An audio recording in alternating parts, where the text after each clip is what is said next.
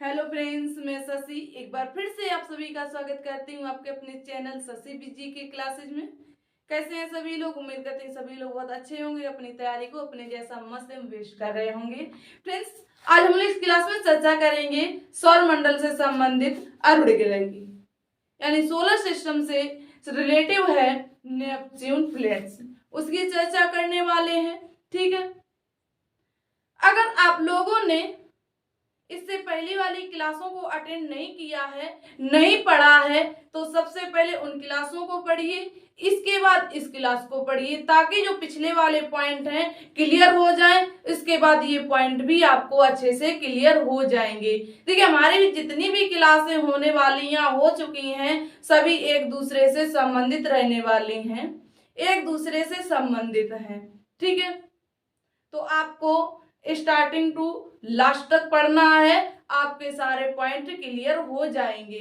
अगर आपको फिर भी कोई डाउट बचता है तो डाउट को कमेंट बॉक्स में कमेंट कीजिएगा, उसका सॉल्यूशन आपको दिया जाएगा।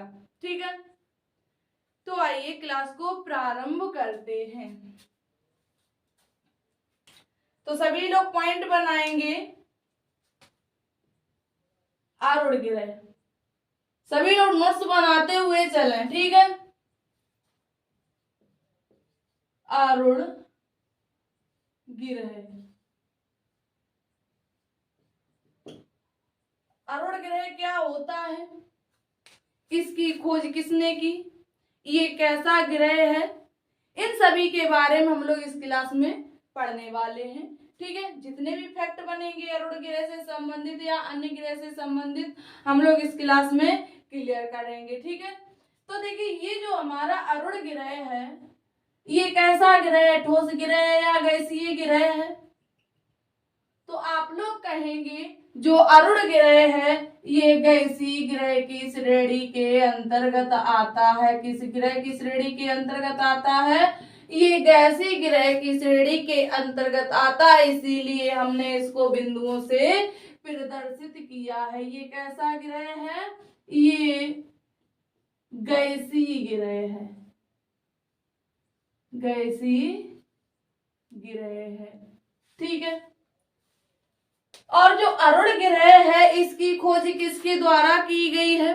अगर इसके खोजकर्ता पूछे जाएं तो इसके खोजकर्ता कौन है? William Herschel.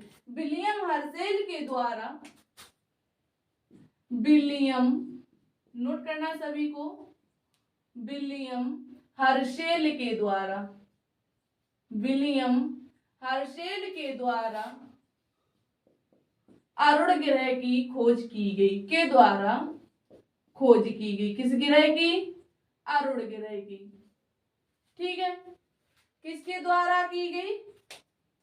विलियम हर्शेल के द्वारा आरूढ़ ग्रह की खोज की गई। ठीक है, अब यहाँ आपसे अगर प्रश्न पूछा जाए कि सौर मंडल में निम्नलिखित में से ऐसा कौन सा ग्रह है जिसका रंग हरा दिखाई पड़ता है, या वह ग्रह हरा होता है और किसकी अधिकता के कारण होता है, तो सभी को ध्यान देना है। जो हमारा आरूढ़ ग्रह है ये सौर मंडल का एकमात्र ऐसा ग्रह है जिसका रंग हरा दिखाई पड़ता है। कैसा दिखाई पड़ता है? हरा दिखाई पड़ता है। हरा ग्रह, अगर आपसे पूछा जाए हरा ग्रह कौन सा है, तो हरा ग्रह हो जाएगा आरूढ़। और ये किसकी अधिकता के कारण हरा दिखाई पड़ता है? तो ये मेथेन तथा अमोनिया गैस की अधिकता के कारण हरा दिखाई पड़ता है। किस गैस के कारण? मेथेन तथा अमोनिया गैस के कारण, मेथेन तथा अमोनिया गैस की अधिकता के कारण, गैस की अधिकता के कारण ये हमको हरा दिखाई पड़ता है। किसके कारण? अमोनिया तथा मेथेन गैस की अवस्था के कारण या अधिकता के कारण हम लोगों को ये कैसा दिखाई पड़ता है? हरा दिखाई सॉरी हरा दिखाई पड़ता है। ठीक है, और ये तीसरा सबसे बड़ा ग्रह है। अगर क्रम की बात की जाए तो क्रम के आकार के आधार पर तीसरा सबसे बड़ा ग्रह है। तीसरा सबसे बड़ा ग्रह है। ठीक है, सबसे बड़ा क्या है ये? सबसे बड़ा ग्रह आकार के आधार पर तीसरा। पहला बृहस्पति, दूसरा शनि और तीसरा अरुण है। ठीक है, और इसी को लेटा हुआ ग्रह भी कहा जाता है। अगर आपसे पूछ दिया जाए कि सौर मंडल में लेटा हुआ ग्रह किस ग्रह को कहा जाता है, तो कौन सा ग्रह हो जाएगा? हमारा अरुण ग्रह एक ऐसा ग्रह है जो लेटी हुई अवस्था में दिखाई पड़ता है, इसलिए इसको क्या कहा जाता है? लेटा हुआ ग्रह कहा जाता है। लेटा हुआ ग्रह कहा जाता है। ग्रह कहा जाता है। सॉरी। देखिए, जिस प्रकार हमारी जो पृथ्वी है अपने अक्ष पर कितनी झुकी हुई है, तो जो हमारी पृथ्वी है अपने अक्ष पर 23.5 डिग्री का झुकाव है। अपने धुरी से कितनी झुकी हुई है? तो ये अपनी पृथ्वी से 23.5 डिग्री झुकी हुई है। और जो अरुण ग्रह है अपने अक्ष से कितना झुका हुआ है? तो जो अरुण ग्रह है इसको लेटा हुआ ग्रह क्यों कहा जाता है? इसके अधिक झुकाव के कारण। किसके कारण? इसके अधिक झुकाव के कारण इसको लेटा हुआ ग्रह कहा जाता है। अब देखिए, ये हमारी जो पृथ्वी ओनली 23.5 डिग्री ही झुकी हुई है और जो अरुण ग्रह है ये 90 डिग्री से अधिक झुका हुआ है। किससे?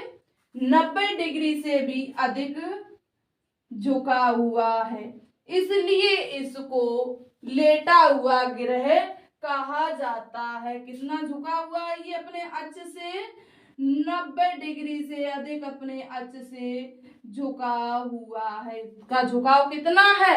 90 डिग्री से अधिक है, इसलिए इसको लेटा हुआ ग्रह कहा जाता है। ठीक है, और ये परिक्रमण किस दिशा में करता है? तो ये परिक्रमण आप सभी को पता है, हमने आपको बताया है, जो अरुण ग्रह है और शुक्र ग्रह है, दो मात्र ऐसे ग्रह हैं जो सूर्य के क्लॉकवाइज परिक्रमण करते हैं, यानी सूर्य के विपरीत दिशा में परिक्रमण करते हैं। तो अरुण ग्रह सूर्य की किस दिशा में परिक्रमण करता है? तो ये विपरीत दिशा में परिक्रमण करता है। किस दिशा में करता है?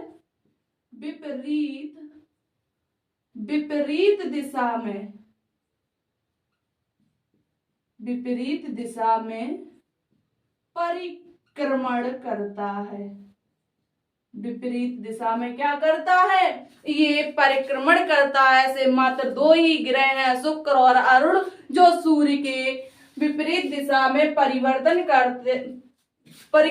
करते हैं। सॉरी, क्या घूमते हैं, चक्कर लगाते हैं, सूर्य के विपरीत दिशा में चक्कर लगाते हैं। यानी कि जो सूर्य है ये पश्चिम की दिशा में निकलता है और अस्त किस दिशा में होता है जाके अरुण ग्रह पर? तो पूर्व की दिशा में अस्त होता है। तो हमारी पृथ्वी में क्या होता है? पूर्व की दिशा में सूर्योदय होता है और पश्चिम की दिशा में सूर्यास्त होता है। ऐसा लेकिन अरुण ग्रह पर नहीं है, तो ये पूर्व की दिशा क्या हो जाएगा? यहाँ पर पूर्व की दिशा में क्या होता है? सूर्यास्त होता है, यानी पश्चिम की दिशा में सूर्योदय होता है। किस दिशा में? पश्चिम की दिशा में सूर्योदय होता है और जो पूर्व की दिशा है इसमें सूर्यास्त होता है। क्या होता है? सूर्यास्त होता है। ठीक है, क्लियर हो गए? अब देखिए इसमें एक महत्वपूर्ण बिंदु बनता है, इसका एक उपग्रह, इसको किस नाम से जानते हैं? तो इसका एक उपग्रह है, उसको टाइटेनी नाम से जाना जाता है। किस नाम से जाना जाता है? टाइटेनी नाम से जाना जाता है। किस नाम से जाना जाता है? टाइटेनी नाम से जाना जाता है। टाइटेनी नाम से जाना जाता है। ये किस क्या है? टाइटेनी, ये अरुण ग्रह का उपग्रह है। इसका एकमात्र उपग्रह क्या है? टाइटेनी है उपग्रह। किसका है ये? अरुण ग्रह का उपग्रह है टाइटेनी। और ये जो उपग्रह है ये अरुण ग्रह का ही विपरीत परिक्रमण करता है, यानी अरुण ग्रह के ही विपरीत दिशा में चक्कर लगाता है। जिस प्रकार ये सूर्य का विपरीत दिशा में चक्कर लगाता है, तो इसका भी जो उपग्रह है ये भी इसके विपरीत दिशा में ही चक्कर लगाता है। ठीक है, जैसे घर के बड़े चलते हैं वैसे ही बच्चे चलेंगे। जिस डायरेक्शन में घर के बड़े चलते हैं वही डायरेक्शन घर के बच्चे भी पकड़ते हैं। तो वही बात इसमें हो गई। जब ये सूर्य का चक्कर विपरीत दिशा में लगाता है तो इसका उपग्रह भी इसका चक्कर विपरीत दिशा में ही लगाता है। ठीक है, किस दिशा में लगाता है? ये विपरीत दिशा में लगाता है, यानी कि जो अरुण ग्रह है ये सूर्य के पूर्व से पश्चिम से पूर्व की दिशा में लगाता है, और ये पूर्व से जो इसका उपग्रह है पूर्व से पश्चिम दिशा में लगाता है। ठीक है, इस प्रकार इधर को जाता है। और लेकिन जो अरुण ग्रह है वो सूर्य के विपरीत दिशा में यानी क्लॉकवाइज चक्कर लगाता है, और जो इसका ये टाइटेनी उपग्रह है ये एंटी क्लॉकवाइज चक्कर लगाता है। किसका? अरुण ग्रह का। ठीक है, क्लियर हो गया? तो ये थे अरुण ग्रह से संबंधित कुछ तत्व जो हमारे हर एग्जाम में पूछे जाते हैं।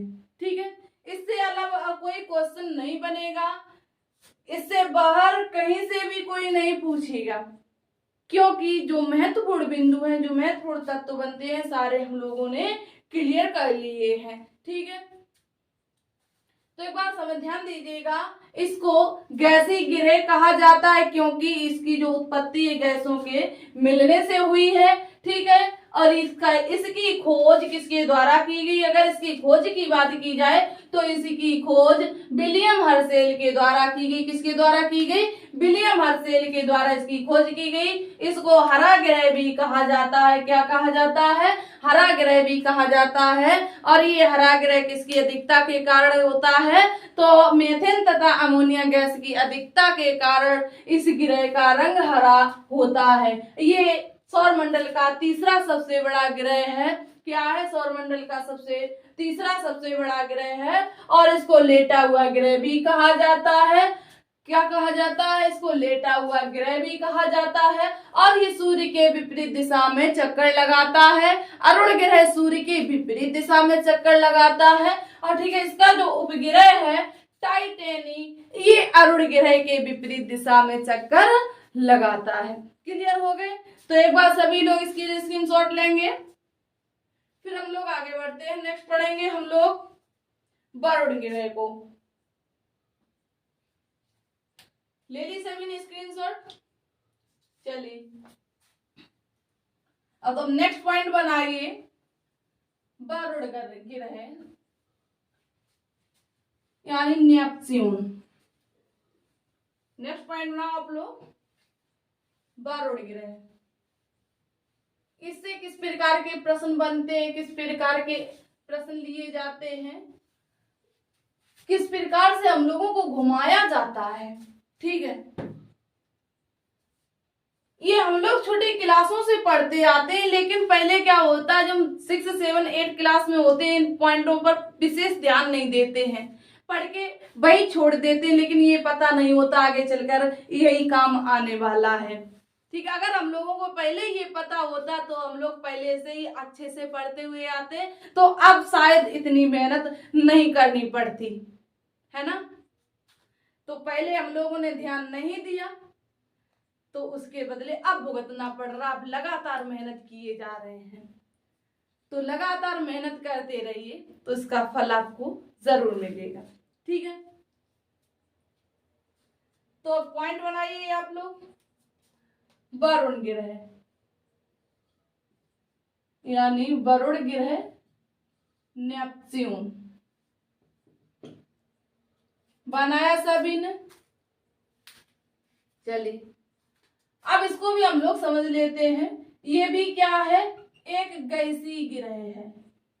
हमने आपको बताया था जो सौर मंडल है इसके ग्रह को दो भागों में बांटा गया था, आंतरिक ग्रह तथा बाह्य ग्रह। तो हमने आपको बताया था जितने भी बाह्य ग्रह हैं ये कैसे ग्रह हैं, ये गैसीय ग्रह, इनका निर्माण गैस के मिश्रण से हुआ है। और जितने आंतरिक ग्रह थे वो सभी कैसे ग्रह थे, ठोस ग्रह थे। ठीक है, तो ये भी कैसा ग्रह है, ये ठोस नहीं है, गैसीय ग्रह है, क्योंकि ये बाहरी ग्रह के अंतर्गत आता है, बाह्य ग्रह की श्रेणी के अंतर्गत आता है, इसलिए इसकी जो उत्पत्ति है किस प्रकार हुई, गैसों के मिश्रण से हुई। तो इसलिए इसको क्या कहेंगे, गैसीय ग्रह कहेंगे। ठीक है, क्या कहेंगे, गैसीय ग्रह कहेंगे। ठीक है, इसके कुछ विशेष पॉइंट नहीं है और ना ही हमारे एग्जाम में ज्यादा पूछे जाते हैं। जो इससे महत्वपूर्ण बिंदु है उनको हम लोग क्लियर कर ले रहे हैं अभी इसी वक्त। ठीक है, अब पूछा जाए ये आकार के आधार पर इसका कौन सा क्रम आएगा, तो सौर मंडल में आकार के आधार पर ये चौथा सबसे बड़ा ग्रह है। किस क्रम का है, चौथा सबसे बड़ा ग्रह है, चौथा सबसे बड़ा ग्रह है।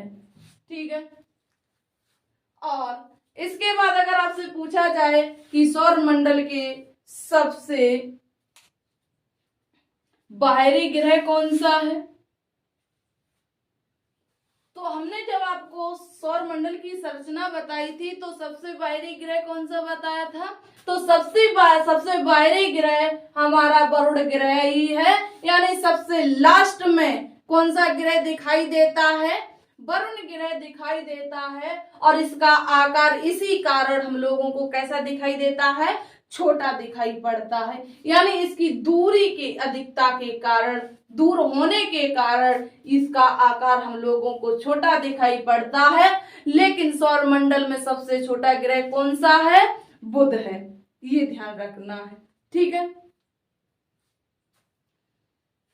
तो नेक्स्ट पॉइंट बनेगा कि सौर मंडल के सबसे बाहरी ग्रह कौन सा हो जाएगा, सौर मंडल के सबसे बाहरी ग्रह वरुण। सौर मंडल का सबसे बाहरी ग्रह, सबसे बाहरी ग्रह कौन सा है, सौर मंडल के सबसे बाहरी ग्रह हो जाएगा वरुण। ठीक है, इसके बाद अगर आपसे पूछा जाए कि ऐसा कौन सा ग्रह है जिसका परिक्रमण काल सबसे अधिक होता है। अब आप लोग अनुमान लगाइएगा, जो चीज आपसे अधिक दूर होगी तो उसे चलने में अधिक समय लगेगा आपके पास आने पर।